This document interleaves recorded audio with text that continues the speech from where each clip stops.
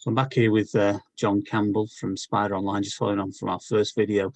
One of the things that always amazes me, John, is how little preparation people do before they start building a recruitment website. What I wanted to ask you was, as somebody who makes them, what are the absolutes that you should be doing with a pre-build stage and phase of a recruitment website? Due diligence is a term that's used in most businesses these days, and I think that's really pretty much the most important thing. Planning is far more important part of the process than the build, to be honest. If you get the planning wrong and you do your research wrong, then it can be a big issue and a big problem. You know, the analogy I use is you're not going to buy a car within 5 seconds of walking into a garage. People do due diligence on everything else in their life. Buying a house, you're going to check the survey, check the home report, have a look at it in detail before you go and buy a house. Probably one of the biggest purchases you can ever make in your life. Same with a recruitment website. And talent acquisition and talent management is massive, obviously, for all organizations these days.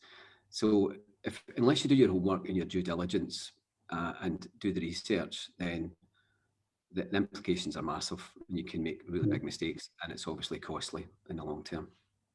One of my starting points, obviously, I've managed a lot of recruitment builds, and what always amazes me is that is in the pre-build phase, you know, when you're picking your agency and so on and so forth. Often we've ended up with the marketing agency of a client, and you then got to try, and the marketing agency often makes things look absolutely beautiful, but they don't physically work. I don't know if that's a fair comparison or not, but I do believe that a recruitment website needs some kind of knowledge. I mean, how important is a proper knowledge of recruitment?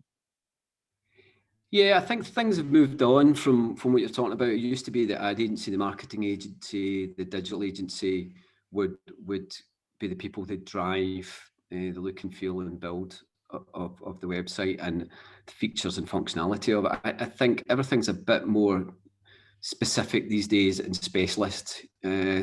We specialize in recruitment websites. So I think that's one of the things that's really important. Find the specialists. You know, you don't get a plumber to change your electrics. You don't get a mechanic to, you know, paint your walls in your house. Go and find the people who are specialists in what they do, seek them out. And you're looking for referrals or recommendations. It goes back to, you know, the analogy of plumbers and joiners. You only really employ the ones who are recommended to you. So the same should be said in ATSs and recruitment websites and everything to do with that. So go and find out and speak to your peers. Speak to your competitors if you've got good enough relationships. The recruitment world is a small one. There's a lot of people know each other. There's people who have come from other organisations where they've got a lot of experience themselves.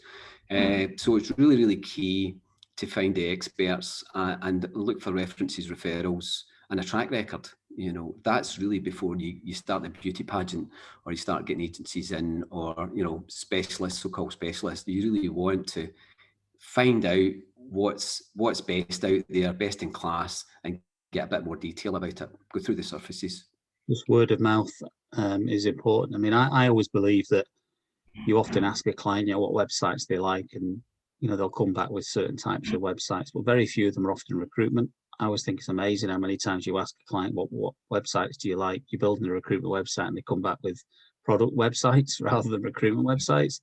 I mean, I can't remember many great examples of recruitment websites. It's kind of weird, but, you know, I've judged on panels. I've looked at some websites, and there's a lot of the blue chip brands are absolutely hemmed in by the marketing team making all the decisions.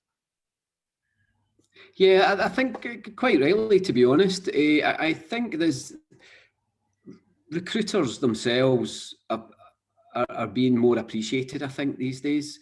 You know, there's not just lip service to it's all about the best people. And big organisations and small organisations appreciate that as people make businesses and drive businesses forward. Marketing are really key. It reminds me when I started out in digital that the marketeers were the people who were lower down the food chain within big organisations. They've now got a place at the table and along with the technology people, the IT department, along with the finance department and the CEO and all that sort of things, the operations director, recruiters and the HR and recruitment team are now coming further up the food chain and getting a chance to influence how organizations run and have a say in something as important as recruitment websites, obviously. So the branding team, the marketing team, need their place, quite rightly. That's their responsibility, just like the technology, the IT director will want to say, or the IT department. But ultimately, this is a recruitment tool, and it's a system to help recruit candidates and make the processes easy as possible to get people into your organizations, to get the best into your organization. So it's really sitting around the table with your colleagues and being recognized as the importance of your role as a recruiter or a talent acquisition person, and the importance of that for the organisation going forward. I think once that is recognised, then it's far easier for recruiters to get say in this. So everybody has to sit alongside each other. The greater good is to get the best candidates in to help improve the organisation, and that should be the simplest thing to put forward in these discussions. Yeah, I think a lot. What's the famous film Lost in Translation? I think the biggest thing for me at the pre-build stage is to be comfortable and understand what you're trying to achieve. And that's long before you start writing a brief and all these type of things. That I think it is about finding the recruitment partner for you as the website builder, and they've got to work with your ATS, whichever way you like. You look at it, anyone who's got a bit of ATS experience is usually the sort of way that I would go. Because you'll need to link in the back end with the front end. And if you don't have that, then it can leave you massively open to having a back end that doesn't match your front end, and we've seen that on numerous occasions in websites that we've built. So, I mean, I think, is there anything that you'd say is your number one tip then for pre-build? Well, there's a couple of things. Integration and APIs are the buzz terms, and perhaps AI now, artificial intelligence stuff.